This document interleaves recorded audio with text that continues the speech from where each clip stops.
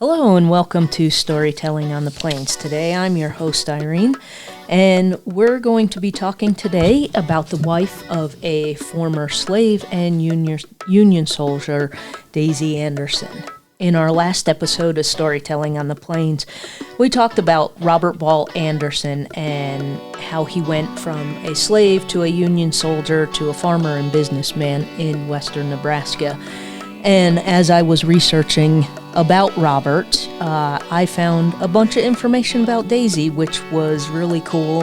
And, anyone that knows me knows I'm big on not having people just be Mrs. Robert Anderson. No, Daisy was her own individual person, just like we all are. And there's a bunch of info out there about her, so I decided to make a whole episode about her. Even though later on in life she moved to Colorado, she was here for a good chunk of time in her life, and I think her life is well worth learning about and knowing about. So today we're going to talk about Daisy Anderson.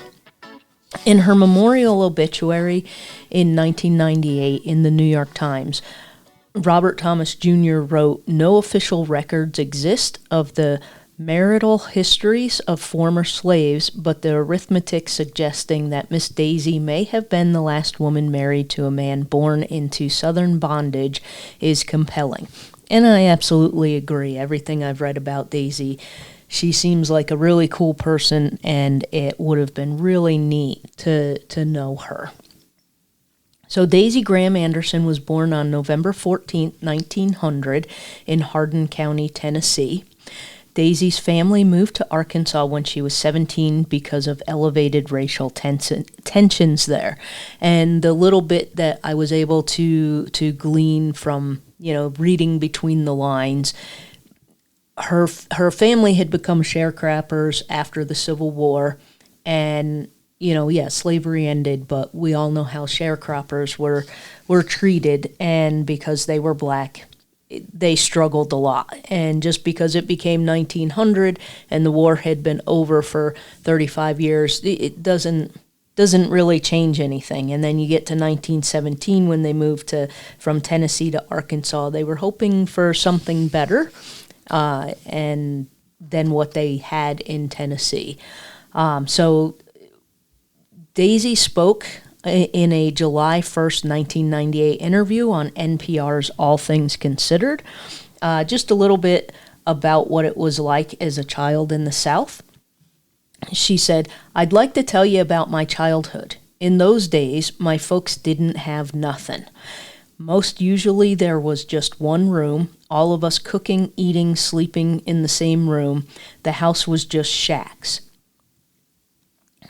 Yeah. Had to pick the cotton by hand.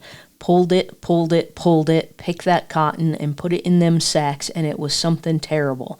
And they were working for $1 a day then, man. We was the same as slaves. The only thing they just didn't call it was slavery." So this is a thought that she held on to most of her life. And most historians pretty much agree. Yeah, we ended slavery. We got the 13th and 14th and 15th Amendments, but you still had sharecropping. You still had people being treated like they were less than someone else because of the color of their skin. And things didn't change for most of Daisy's life. She was born in 1900, and you didn't get the civil rights until the 60s. And you can even argue today, in 2026, if you look around the United States, there is still a lot of discrimination that goes on. Not just with black people, but when you find people that become accepting of black people, at least this is my experience, they shift that discrimination onto other racial and ethnic groups. I don't know how to solve the problem, and that's why the politicians supposedly get paid. But Daisy's not wrong in her thoughts. She wrote technically the memoir of her husband. He told her the stories and she wrote them because he was never able to write. And in 1967, she printed a second edition of the book, and it had an addendum to it that she wrote. And she was very, very angry that, it's 1967. We're 100 years away from the Civil War, and nothing really has changed. So I want to read from the memoir for a moment again. My brothers and sisters consisted of 7 besides myself. We all had different attitudes toward life. Some thought there was no hope. Some thought there was hope for them. In 1865, the government of America set the Negro free. When I came along, we were still slaves. Do you know that I believe our people are still slaves? There have been many changes in the last 100 years, but there is room for more. And I agree with Daisy. There is always room for more. There's more ways we can improve life and make life better for everybody else. And one of the basic things is just treating everybody equally, and don't look at what they look like or what their racial background is or what their ethnic background is. We all bleed red. And she was not wrong that even today we are still having those same struggles.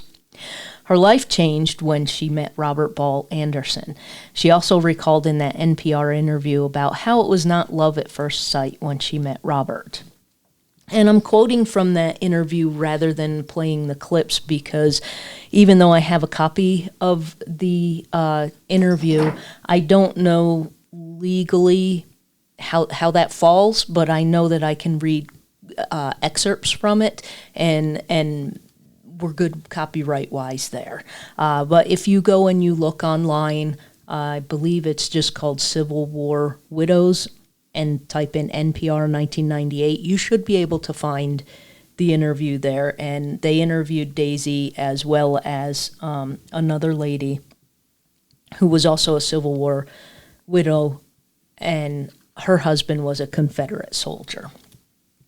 So I'm going to read what she wrote about Robert here. It's a funny thing. I was 21 and the preacher said, "Miss Daisy, I got an old man here. He coming to church every Sunday. He's wealthy too.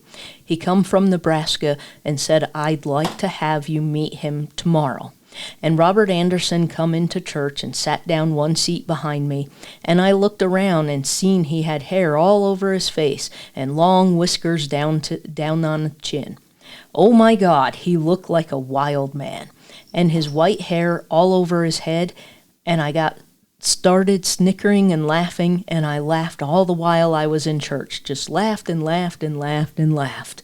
And if you think about it, she's 21 years old, and at the time, Robert was 79, and he definitely was an old man. He was a very tall man, and his hair and his beard and mustache were white. And I can just imagine it probably wasn't something she saw before, and she just found it funny. She was a kid, so, take it for that. Yes, she was 21, but she was still a kid.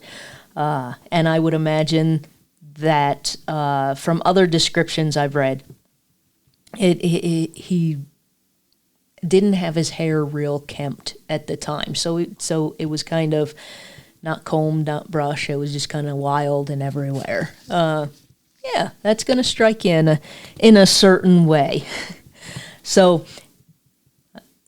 I'm going to read more of what she said. He talked to me that whole afternoon, tell me about his life and him being a slave and all that kind of stuff.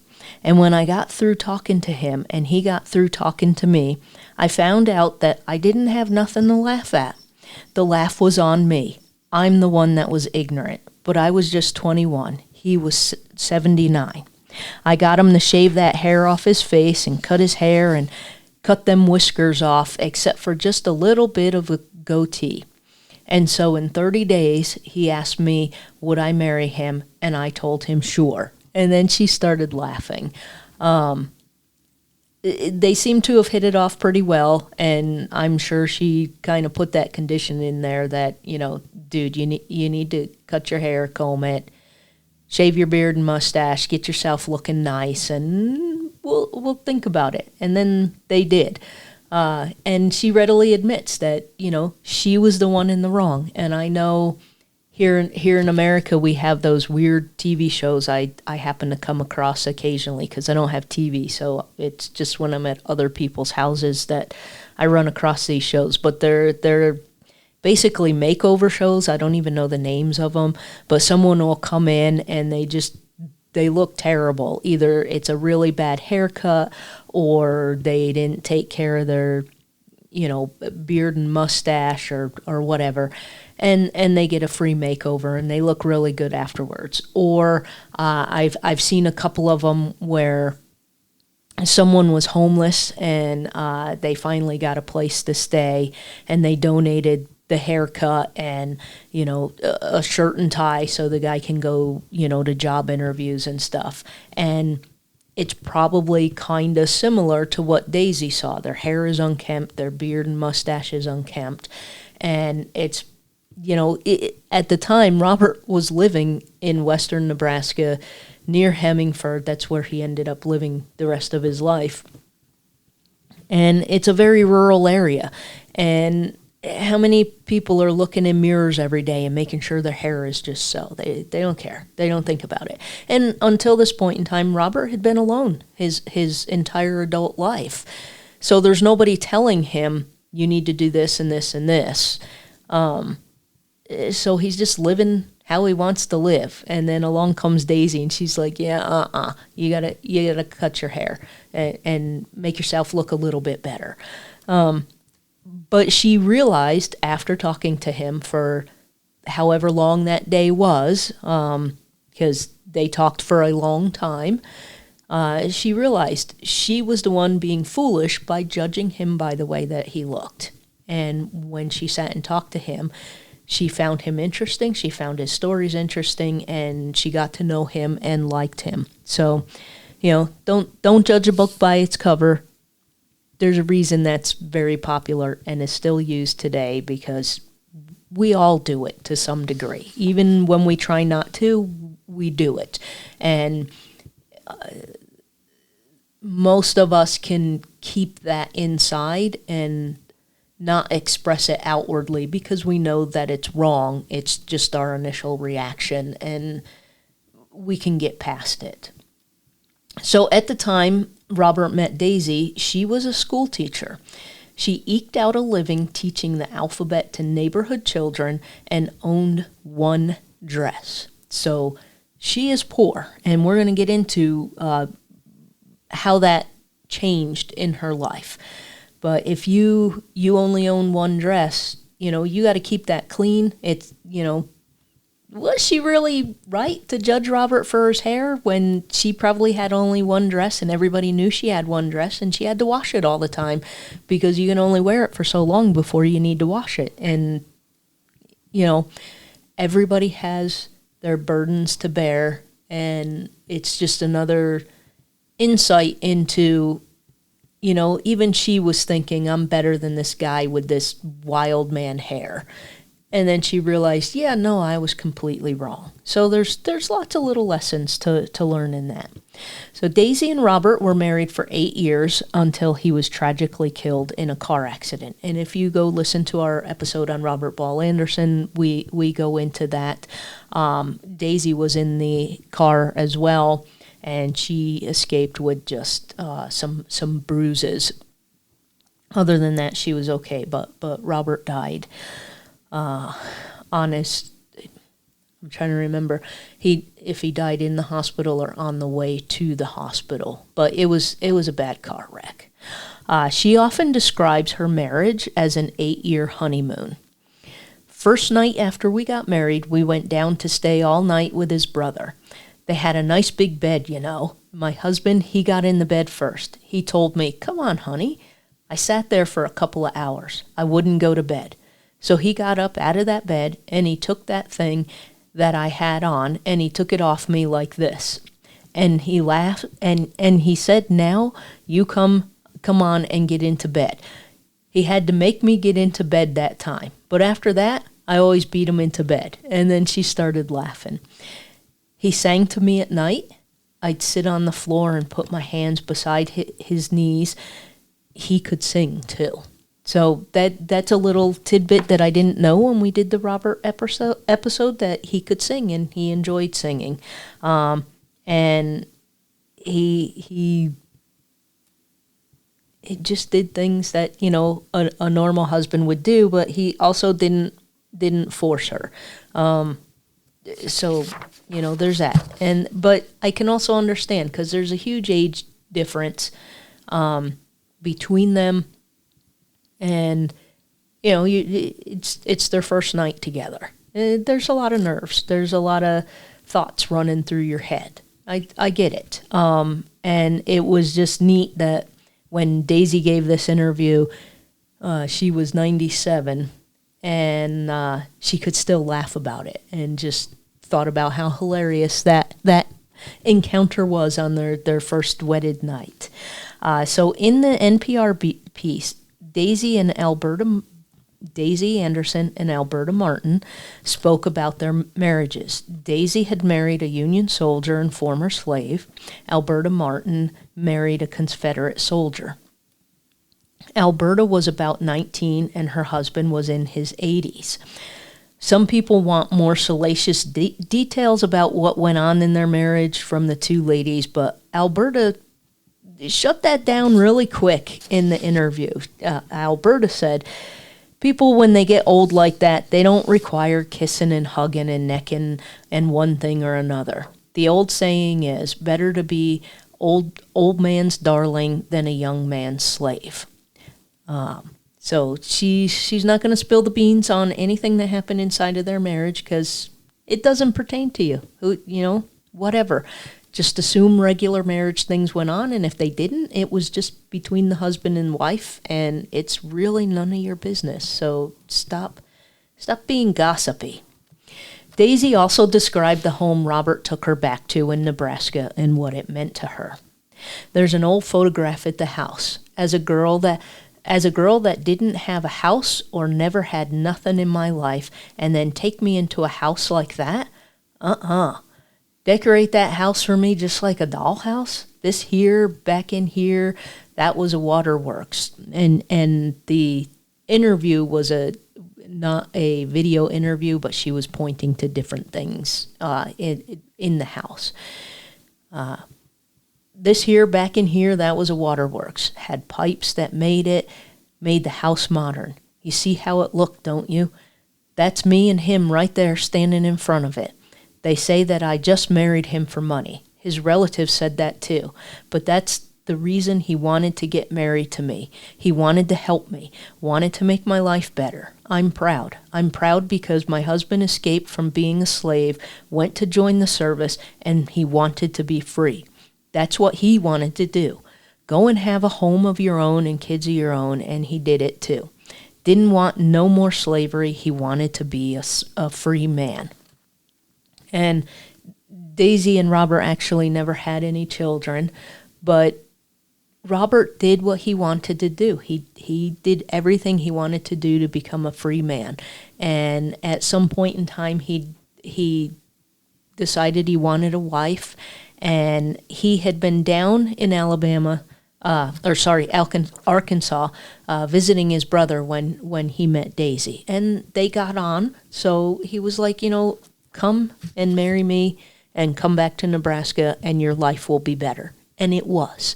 So there were many reasons for the marriage. And I'm not going to sit here and pick apart this, that, and the other thing. Today, if a 79-year-old man marries a 21-year-old woman, our minds all go to the same place. And that's usually why the guy is marrying the girl. But it was more than that at this time. I don't know if Daisy would have ever been able to have a home of her own. what she would have had to deal with in the 20s, 30s, 40s, 50s in Arkansas with race relations. And Robert saw an opportunity to help someone, and he did. And as we saw in the episode with Robert, that seemed to be just part of his makeup. He saw someone who needed help, he would go help them in whatever way he could. And he got some companionship out of it. So Robert and Daisy traveled extensively throughout the West after they were married, and he showered her with clothes and gifts. And that's typically what husbands do to wives, especially early on in a marriage. You shower each other with gifts, and you give them things that they didn't have, and you try to make their lives better that way, but you're also expressing your caring and love for that person. It's just the way things work, and I don't see anything out of the ordinary in that. It did come back later on to bite Daisy in the butt, and we'll get to that here shortly. Robert had prospered so much that Daisy recalled there were 20 hands and 2 cooks on the ranch. Most commonly out here at the time, first of all, it's extremely rural, and he's living just outside of Hemingford.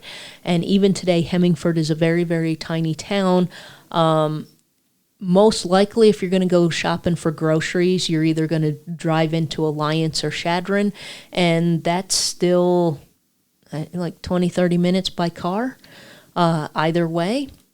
And that's today. Back then, it's 1922, so yeah, you would have a car, but the roads are crap. You don't have the amenities that you have today, and you can't just order something on Amazon and get it. So the folks that worked out on his ranch probably also lived nearby, and so they need to be fed. And he had enough ranch hands that he needed 2 cooks. It's very common. And in some places, it still works that way. It's just not as common as it used to be. So Robert was also not adverse to talking about his time as a slave.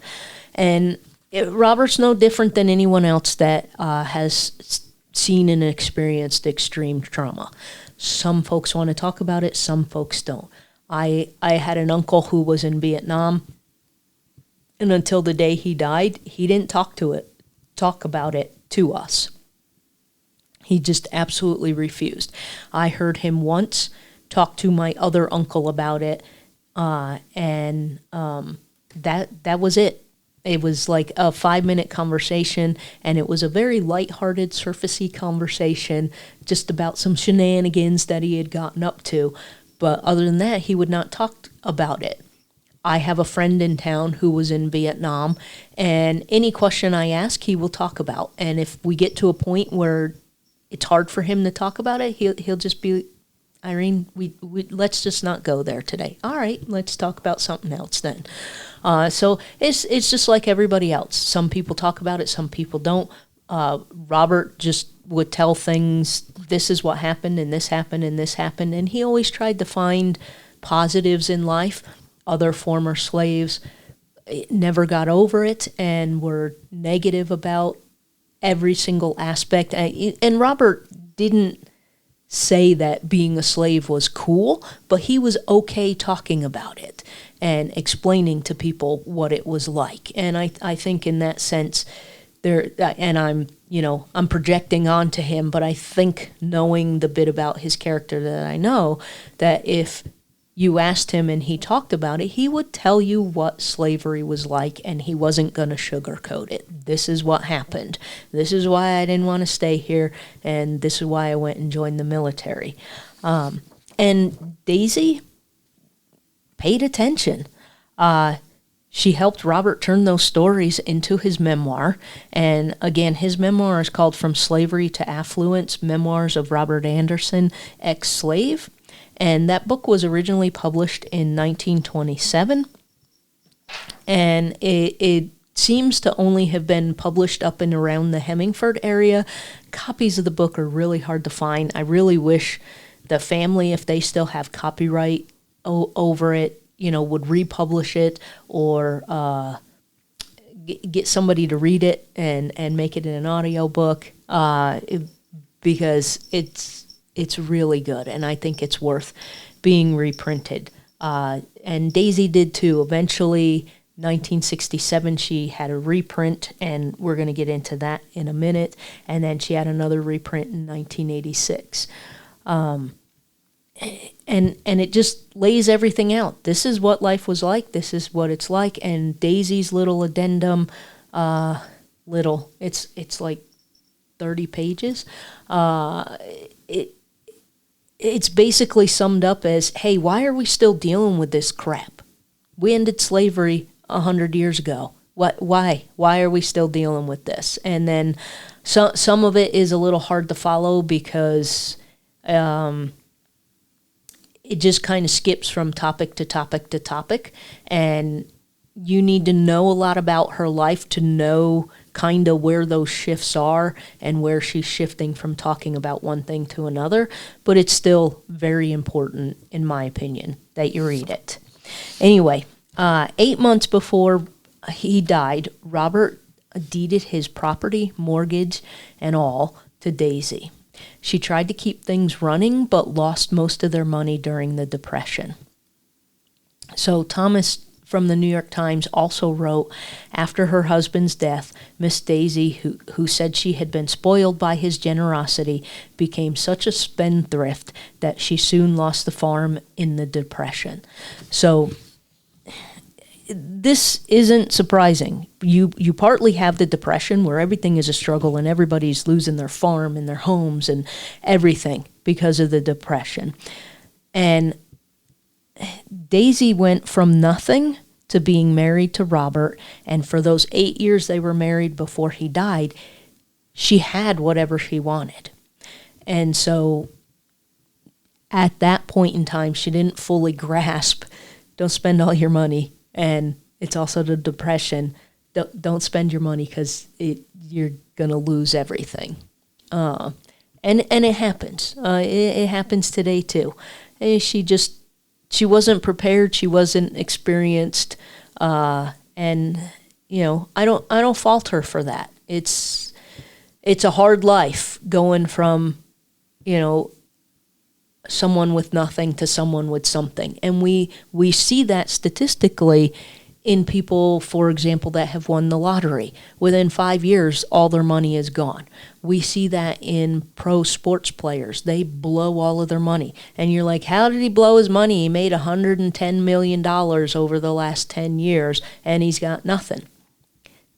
Because they're not taught finances and how to manage your money. Now, I know in sports that's getting better, but if it was me and I had won a lot of money on the lottery, the first thing I'm going to do is form an LLC and put everything in there.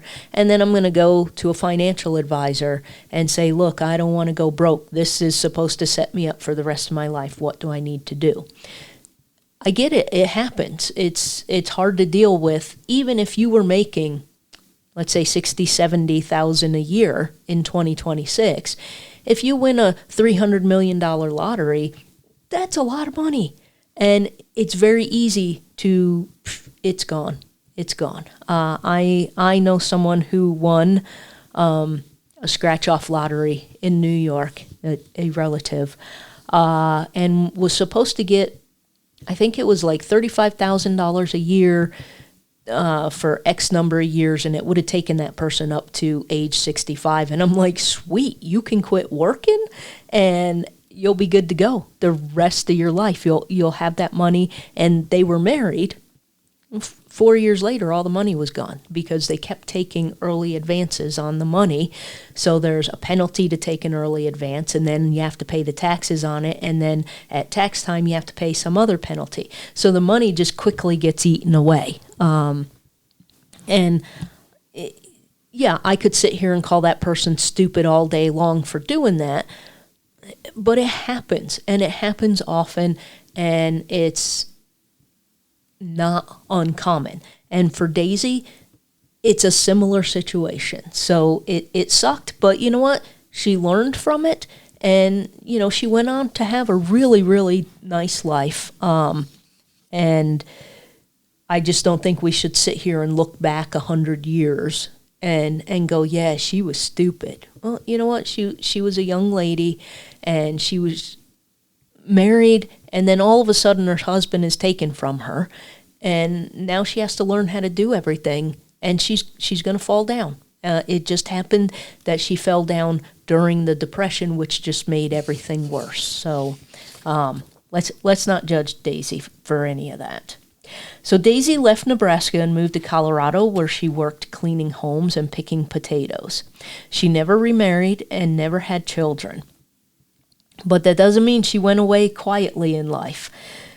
Thomas noted that she had a largely hardscrabble life, joining a sister in Steamboat Springs, Colorado, and eventually acquiring a 10-acre farm in nearby Strawberry Park, where she raised geese and chickens, kept a garden, ran a restaurant with a sister, and worked as a guide.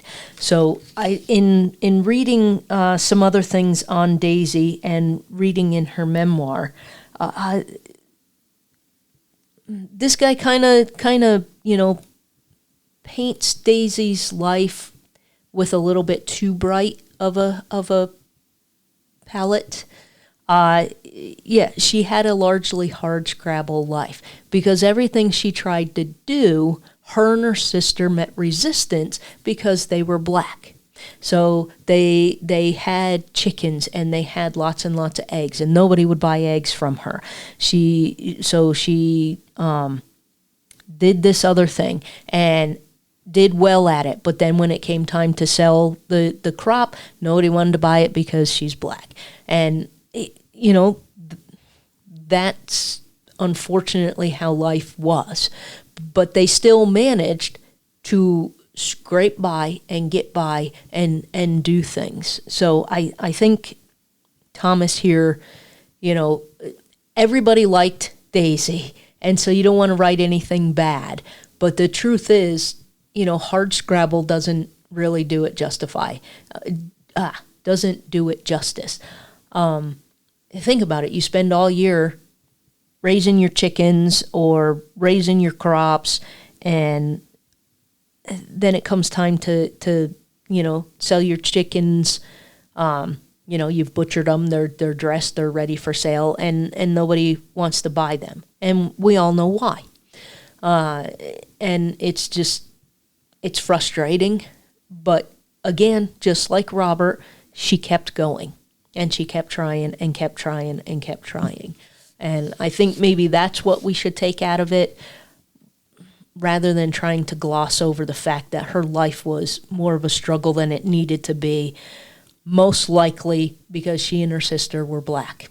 And if they were white, they wouldn't have any trouble doing it. And she even talked about that in her memoir, that, this dude down the street didn't have any trouble. So we know what was going on. We know what happened, and it sucks. And I'm glad that Daisy didn't let it beat her down.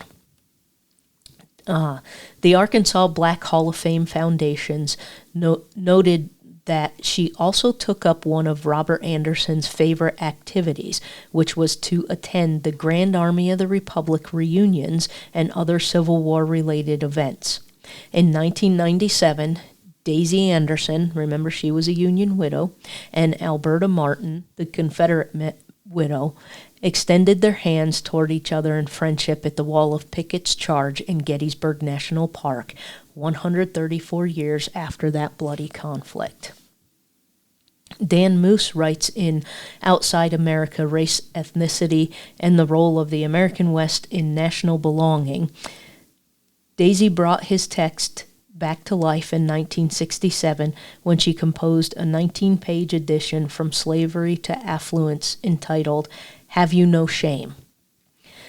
That was addressed to white Americans who historically ignored racial inequalities. And I know a lot of people in town that should read that today, because I personally know someone I used to work with when President Obama was reelected, and literally said to me, racism is over because we elected a black man. And it wasn't said in jest. He wasn't trying to be funny. He was serious. He literally thought because a black man was elected president, all of the racism would go away. And I'm like, that's not how it works. That's not how it works. And so if I could, and I knew where that guy was today, I would have him read what Daisy wrote, because it's still pertinent today. In this addendum, she writes a memoir of her own life, but her chronology is so often jumbled it is difficult to tell if she is relating incidents from her life in Nebraska or her present home in Steamboat Springs, Colorado. Regardless, she consistently addresses her narrative and her criticisms to you, indicating that the intended readership of From Slavery to Affluence was undoubtedly white. She rather pointedly opens her addition to her husband's autobiography with what amounts to a damnation of white America. I wipe the tears from my eyes in sorrow for you and your teachings. She also admonishes her readers a number of times with shame on you when discussing racial equalities that have not come undone in her lifetime. And if you ever get a copy of the book, those quotes are on pages 60 and 71. Daisy Anderson likely solicited sales locally through friends in her Colorado community, though the Denver Post also pitched From Slavery to Affluence in a 1997 article about her trip to Gettysburg as one of three surviving Civil War widows, as well as in her 1998 obituary. Anderson's story, also the autobiography of an ex-slave, tends toward an exposition of racial injustices, especially when coupled with his wife's narratives. Man, we really need to figure out a way to get this book out to more people, because I would love to be able to discuss with people the book, and very few people that I know have read it. So at the end of the book, Daisy included a couple of letters. One was from Abbott Fay, assistant professor of history. Daisy was to speak at Western State College of Colorado in Gunnison on May 14, 1968. She was scheduled to talk about the memoir and her own views in regard to interracial friendship and problems. Fay invited Daisy to stay with him and his wife, but also wrote, "Don't worry at all about about not being a college woman. We want you for what you are, a warm and compassionate human with ideas and thoughts, something that some college women lack. Just be yourself, and we'll be very happy." And I get that as well. You know, if I was to go present a speech in front of a bunch of Nobel Prize winning authors, I'd be worried too. I don't have the qualifications. I don't know why you guys want me to talk. But there's a reason always why you're invited to talk somewhere, and they want to hear her ideas, and they've already heard them elsewhere and want her to come in person to talk to their college students. But I get it. You know, she worried enough that she was like, I don't have a college degree. Why you want to talk to me? And there's a reason. They want to know his story. They want to know her story. And they want her to come and tell the story and talk about her experiences as a black woman in America. To us, it's completely obvious why we want her to come and talk. But to her, she's just looking at, I am wholly inadequate and underqualified for this. But she wasn't. She just was thinking college, you need a degree to talk there. You don't. And you don't always need a degree to be successful in life either. So I want to read a couple of thoughts that struck me as I was reading her part in the memoir. I find myself terribly disturbed about the attitude of the people in general. They place such borderlines for my people. There are some of them who would give one of their good eyes to replace one of my bad ones if it would help. And then she went on to write about others who were not helpful. She did write about people who looked past race. She was just Daisy. But she wrote about people who, that's all they saw. There's a black woman over there. That's all they saw. And again, she didn't sugarcoat it. She was like, this is the way it is. This is what I got to live with. And her struggles were with the fact that the Civil War had ended 100 years ago, and she's still experiencing all this racism. And why have we not fixed it? You could literally say everything Daisy said today. So she went on to write about how others would not even sit next to her, and used an example from her niece's graduation. After the students received their diplomas, the graduates formed a line to receive the handshakes and congratulations from the audience. The audience filed through the line, shaking hands until they came to my niece. They passed her over. This just about knocked me over at how cruel people can be when they put a borderline on races. And she also had noted just before this, when she went to sit, yes, she was able to sit where she wanted to sit for the graduation, but no one would sit next to her.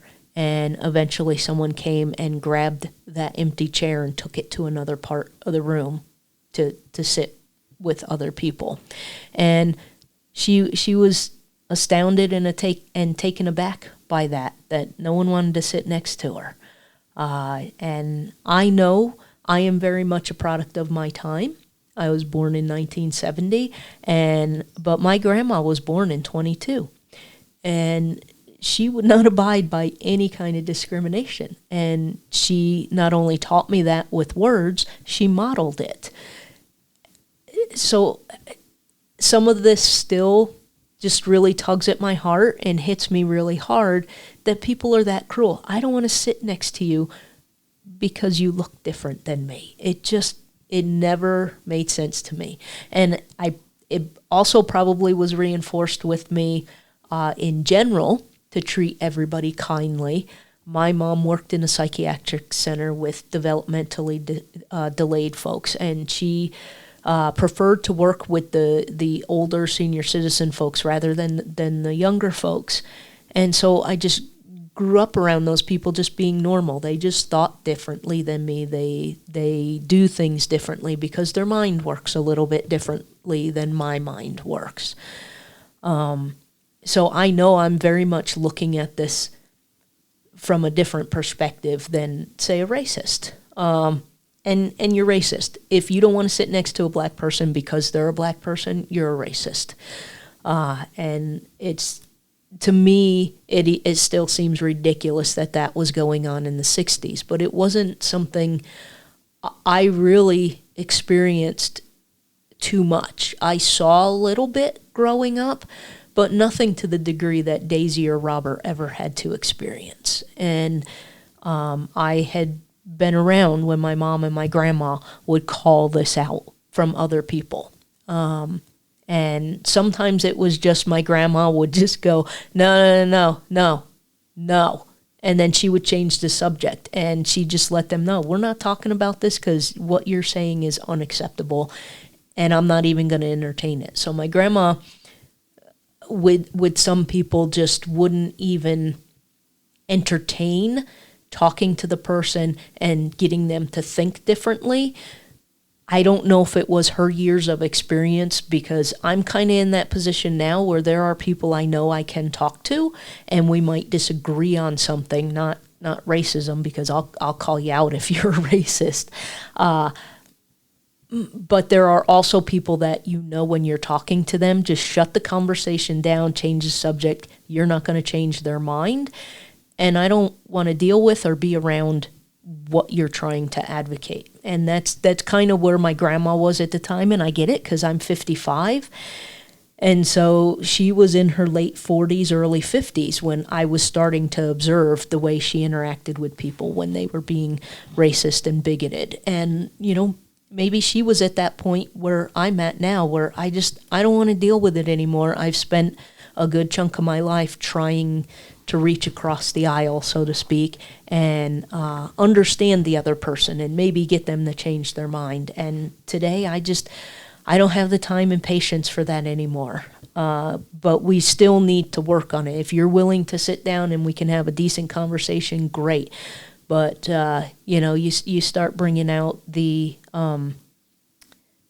racist slurs or any kind of slurs, I'm done. I'm going to shut you down, and you're either never going to talk to me again, or you might be willing to open up and have a conversation. But I don't want to have those hour-long conversations anymore, because you don't want to touch somebody because they're black. You don't want to sit next to them because they're black. It's just absolutely ridiculous, especially in 2026, that we even have those kind of conversations, and that I'm even blathering on about it. It should not be an issue. It should be, I read this story, you're struck by the cruelty, and then you say, I'm glad we don't live like that anymore. But the fact is, we still do. We still need to be better. We still need to do better all the time. Anyway, I'll get off my soapbox here. One of the positive things Daisy mentions is how much she enjoys being able to choose which church she attends, and that she can go to another one if she doesn't like this one, or stay at this one while other people leave.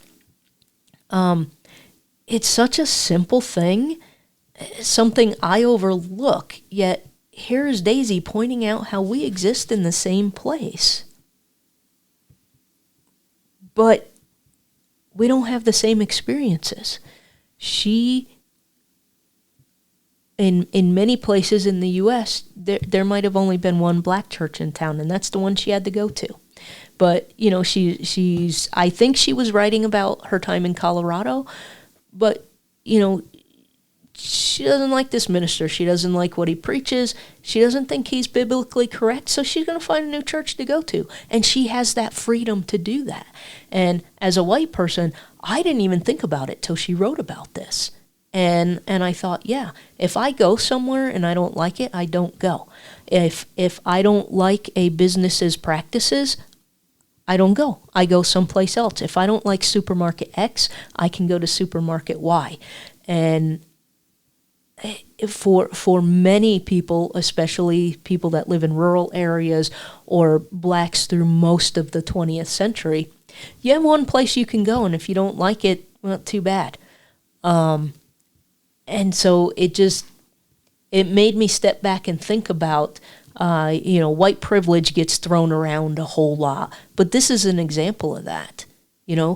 As white people, we just don't think about it. If I don't like, I take my car to Team Toyota, take my Toyota in.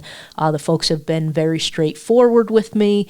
I ask questions. They don't treat me like a moron. I have had at garages before men automatically, oh, well, maybe go talk to your husband about it. Yeah, no, this is my car. I deal with my car. Explain it to me, and then I'll make a decision what we're going to do with my car. And also, my husband can barely just turn a car on. You don't want to talk cars with him. And we make jokes about it. I'm the car person in the family, and we've had that experience before where they keep defaulting to him.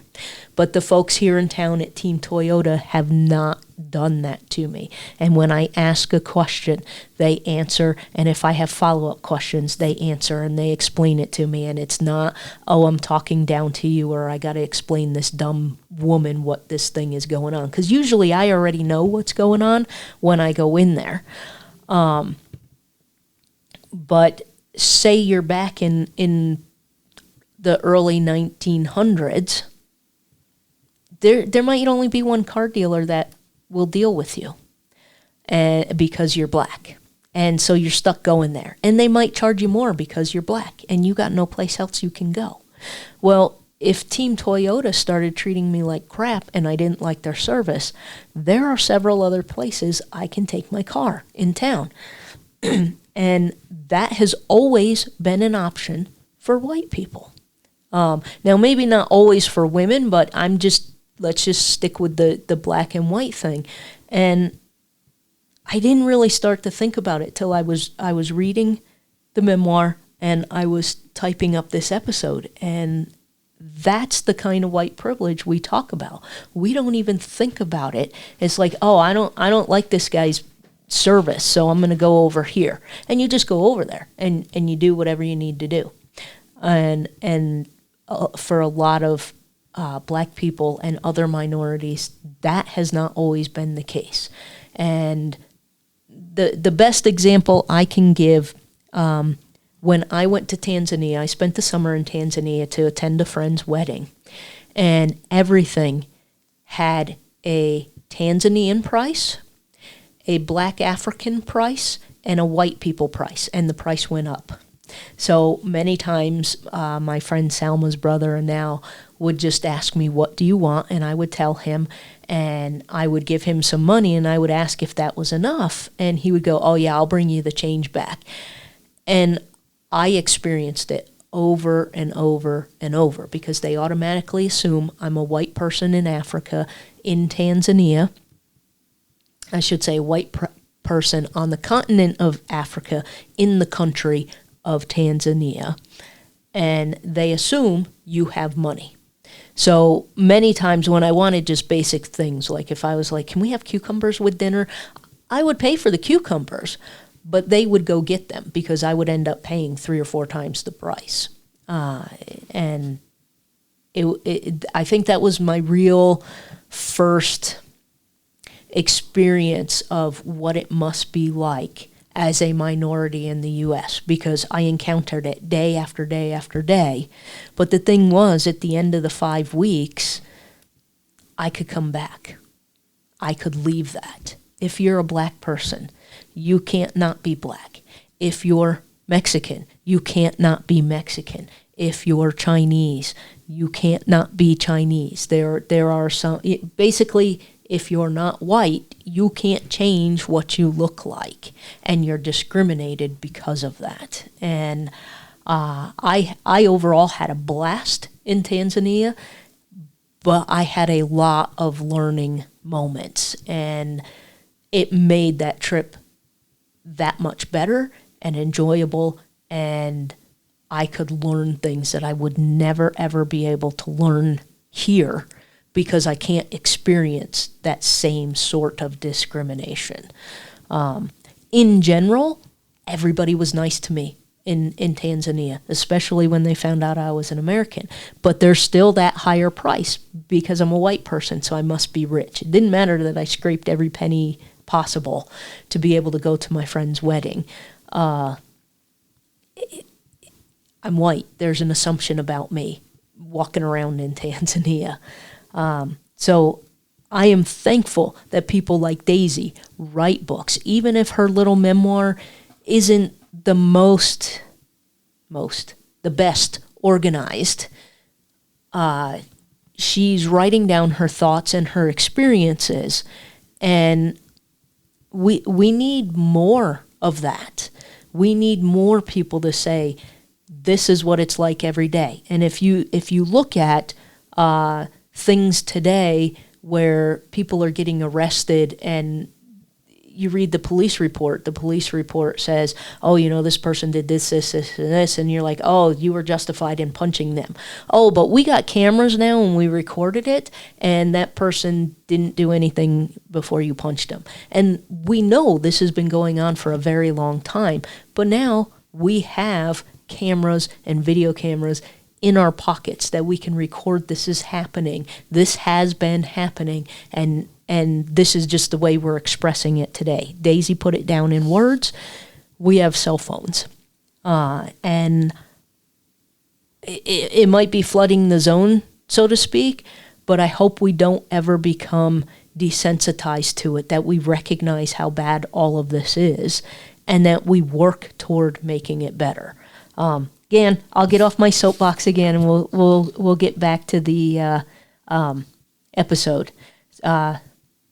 Daisy's recounting a better experience here. When I came here to this area, my family and I experienced many a discouraging instance.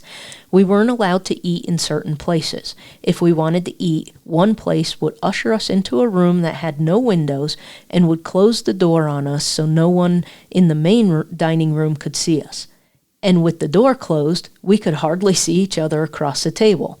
Then they wanted us to think a lot of them and talk about them nicely. Yeah. We let you eat here. You should say nice things to us. Doesn't matter that you're sitting in a nearly dark room. You should still say nice things about us. Daisy also remembers people who were, and that's really the example of those people at the restaurant felt they were being nice to Daisy and her friends and family. They were nice. They were not kind. And Daisy is experiencing the same situation. So the folks are there at the restaurant, and Daisy's there at the restaurant, and they're having two very different experiences. And, you know, she was nice in the fact that she didn't name the restaurant. I would name the restaurant, but that's me. I also get it. I get the times where if she named it, some bad stuff would have happened to her. So I also get why she didn't. But today, I would name them. I would say, oh yeah, they say they're being nice to minorities, but look where they make us eat. And they would come back with, but we let you eat there, we're nice. And we all know where those arguments go. But she did have some nice stories. She remembers people who were nice to her and make sure to tell those stories too. There was very little work, if any. It was $1 per day and 8 hours of work. I recall knocking on a fine lady's door. She came to answer my knock. I asked her if she had any work that I could do. That I do have, she said. I have some cleaning work that you could do. Probably about 4 hours worth. Can you come? I showed up at this home, or agreed to.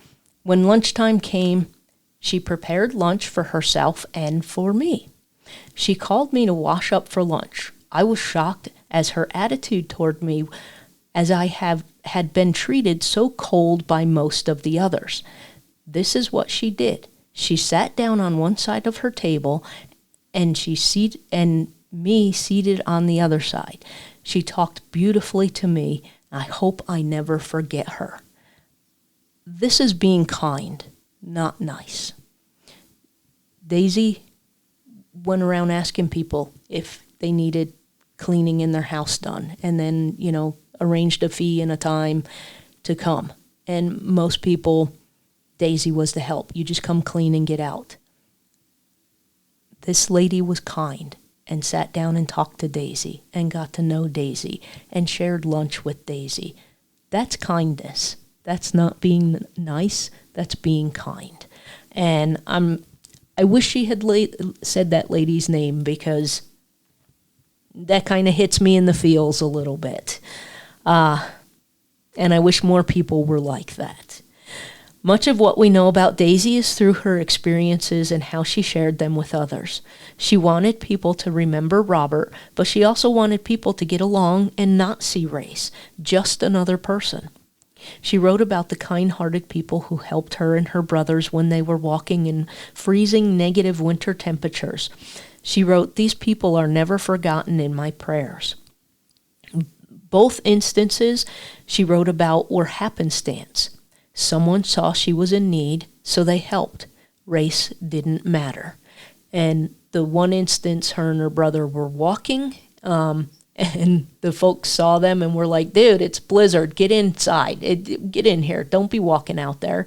And the other time, their car had broken down, so they were walking, and someone saw and was like, "Come get in our house till the storm's over." And that's kindness. That's kindness. That's not being nice. That's being kind. And if you ever get a chance to get a hold of her memoir, she details both of these stories and what happened and how they helped her. And the one thing that struck me was in one of the instances, one of the folks that took her and her brother in. They had them take their shoes and socks off and warm their feet up and wash their feet. And if you think about the times, this is a white person washing a black person's feet. But to them, they saw someone who was cold and needed help and needed their feet taken care of so they didn't get frostbite and lose their feet. It was one person seeing another person who needed help, so they helped them. That's kindness. And we need a hell of a lot more of that in 2026. Daisy remained active until around age 93 when she moved into a nursing home. She spent her life working toward racial harmony, something that became her life's mission. She also wanted to keep the memory of Robert alive. She lectured all over the place. In 1993, she met Pope John Paul II in Denver, and she presented President Bill Clinton with a copy of her book in 1997. Daisy spoke of the scars Robert carried from his whippings as a slave. She had said the welts on his back were as thick as her own fingers. She was in a position to know. She had lovingly used her own fingers to trace the very scars of slavery and had vowed that they would not be forgotten. When she was interviewed by Joe Richmond for the All Things Considered report, she started with, "I'm Daisy Anderson. I'm 96 and a half years old, and I'm the last widow of the Union soldiers." And I really had to smile about that. And I was talking to my friend Jerry yesterday, and I told him how much that sentence made me smile. And he goes, when you get that old, it's like when you're 3, you're 3.5, or, I'm 96 and a half, because you're proud that you've made it that far. And so that just makes me smile even more. In the interview, she still spoke fondly of Robert. "We was married about 8 years. Been a long time ago, but it seems like it was just yesterday. And once in a while, I dream about him now, and it's a beautiful dream. Sometimes he just show up, and that's all. Just show up, and I wake up, and it's not true." They were only married for 8 years, and, she wasn't even 30 when he died. She could have gotten married again. She did not. She chose not to. And so there was something more in that relationship. Even though decades separated them in age and they got married after knowing each other for 30 days, there was something there that lasted for her the rest of her life, and she still dreamed about him. Daisy remembered Robert until the day she died. In the addendum to the memoir of his life, Daisy wrote, "My husband, Robert Anderson, gave his life for me and all he possessed after he married me. He said he wanted to educate me but didn't want to put me in school, so we traveled. I want to pay this tribute to him. I'm 85 now, and I never found anyone to take his place in my life or could fill his place in my life." I really wish I had met both of these folks, because they sound like truly remarkable people.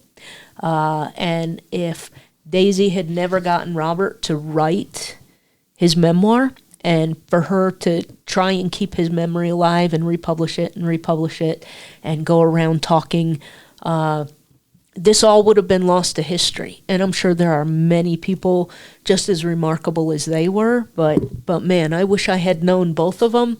Unfortunately, Robert died 40 years before I was born. I was alive when Daisy was alive, and I wish I had known about her, because I probably would have found a way to at least maybe write and correspond with her. Daisy passed away on September 19th, 1998, age 97, just 81 days after that NPR piece ran. One of the interesting things from that interview was each woman's interpretation of how they would be remembered as the last widow from each side of the Civil War. Alberta said, "Well, I don't care about being the last widow none. It don't give me a big head or nothing, but it's good to know, that somebody still lives to tell the tale, and all that I know about it." Daisy said, it means an awful lot to me to be the last one. But I really believe that my time is coming pretty soon now. Won't be none of us left. And to me, that's that experience again of they're both the last widow from each side of the war, and they both have different perspectives on what it means to them, how important it is to them. And Alberta had gone on into the interview to say that, after her husband died, she did get remarried and she had kids, but she said nobody wants to know about him or my kids or my grandkids. They want to know about this other dude. And I get it, because the other dude is probably the more interesting story. The dude she married and had kids and grandkids with was just a regular guy. And everybody wants to know about this, Confederate soldier and what was it like being married to him and da-da-da-da. And I get why it's important for Daisy, because not only was she likely the last widow of a slave, at the time, and we're going to get to this just in a second, at the time it was thought, too, she was the last widow of a Union soldier. And to her, that's huge, that's significant, because most people would automatically assume you're the last widow of a Union soldier. You're probably white. And she wasn't, and neither was he. So that places a significant amount of weight onto the history of that knowledge. And I think she just, and not to discount Althea, but I think Daisy understood the weight of her position in life and decided to take that weight and lift it off and have other people help her carry it. For Althea, it was just, fate, time, whatever, that she was the last one. It could have been somebody else. And she didn't put much stock in it. And I can see both sides to their experiences on that. So the one interesting point was after the interviews were done, Joe Richmond had found one more surviving widow, and he wrote, just last weekend, or he said on the NPR thing, just last weekend, the Tennessee chapter of the Daughters of Union Veterans made a trip out to a log cabin in eastern Tennessee to meet a woman named Gertrude Janeway. She lives without a phone, but still has the war documents from her husband's years fighting in the Union Army. Mrs. Janeway is 89 and is now considered the third last known living Civil War widow. So, Daisy was still the oldest and was still the widow of a black man who lived through slavery and who was a Union soldier. It does not take anything away from Daisy's story, but I chuckled because I can feel Joe Richmond here. You went and you did this whole story and you only knew of these two folks, and then after you're done, you find something else out. And you're like, well, how do I figure this into the story now? But this lady didn't have a phone, so he still could have traveled out there once he learned about her, but he didn't learn about her till after all of this was said and done. So Daisy was likely to be the last widow of a Southern slave. It was documented, and we all know how crappy documentation was, but that was, given the ages, I'm just going to lean toward, she's likely the last widow of a Southern slave. And until she passed away, Daisy received a Civil War widow's pension of $149 a month. And I believe all three ladies have passed on now, so that pension is no longer payable. According to Dobby's Frontier Town in Alliance, where Robert's cabin is on display, Daisy was buried in Colorado, though she wanted to be buried next to Robert. According to the Find a Grave website, she was cremated and the locations of her ashes are unknown. I did try and do some searches to see if I could come up with anything else, but that's it. Maybe her ashes are buried near Robert. Maybe she did get buried near Robert. I just don't know. Those were the two accounts that I found.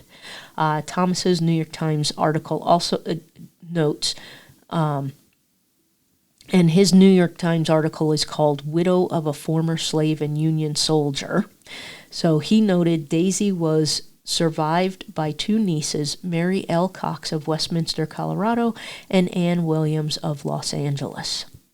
I have a copy of the 1986 edition of From Slavery to Affluence, Memoirs of Robert Anderson, Ex-Slave, and inside the book cover is an autograph which reads, Thanks for buying my book. I hope you find it interesting and worthwhile.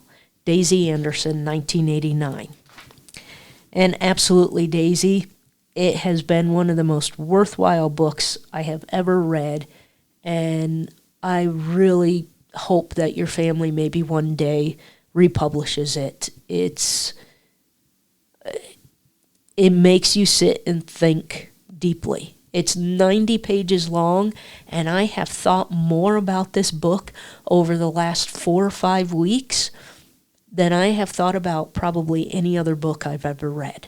And I've told a couple of friends that I'm probably going to read it again because I knew I was getting Robert and Daisy's episodes together and written, so I didn't have a lot of time to sit with a lot of the information. And so I think I'm going to go back and read it again. And hopefully you learned something about Daisy Anderson this week. And unfortunately, it's one of the few books I probably will never lend out to anybody else. I may, if I can muster up enough energy to see if I can find some relatives that maybe could get it republished or something. It's a fantastic book, and I'm glad Daisy listened to the stories from Robert, and Robert agreed to have her write them down and make a book about it, because these two people, they just felt they were just ordinary folks. They got frustrated by the same dang things we get frustrated by.